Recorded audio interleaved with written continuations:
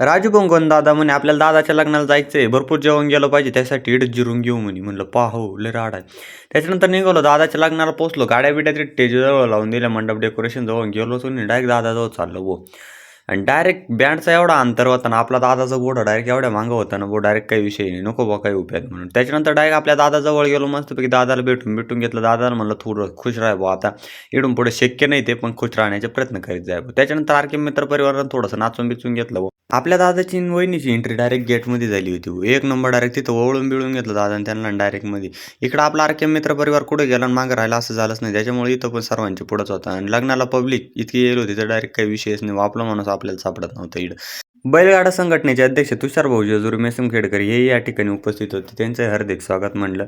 त्याच्यानंतर इकडं पाहत होतो काय आधीच दूर निघायला लागला होता. त्याच्यानंतर म्हणलं आज दूर नाही म्हणे, काहीतरी इन्व्हेंट आहे. इकडं पाहत होतो काय डायरेक्ट स्वर्गातली फिलिंग येत होती, दूरच दूर निम्यामानीपर्यंत हो. त्याच्यानंतर पाहत होतो काय आपल्या दादाची वहिनीची मक्कार भारी एंट्री झाली होती. दादा वहिनीला म्हणलं थोडंसं हसत राहा, लगेच हसायला लागले भाऊ, काही विषय नाही.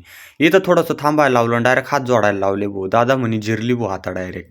सगळे देवबिव आठवले दादाला. दादा म्हणे चुकीच झाली थोडीशी, पण जाऊ द्या भाऊ. त्याच्यानंतर स्टेजवरती गेले आणि डायरेक्ट आपल्या छत्रपती शिवाजी महाराजांच्या आरतीला सुरुवात झाली भाऊ.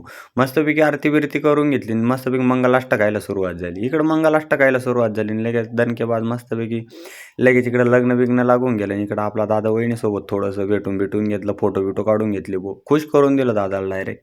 त्याच्यानंतर इकडं आलो ते भावाचे जेवण बिवण चालू होते. त्यांना म्हणलं लवकर आवरा भाऊ, आम्हाला पण जेवायचं घरी जायचं. लगेच आपल्या तात्या स्त्रीनं गाडी काढली, डायरेक्ट घराच्या दिशेनं परवाना झालो ना भाऊ. मित्रांनो, असेच नवीन व्हिडिओ पाहण्यासाठी तुमचं फॉलो नक्की करा.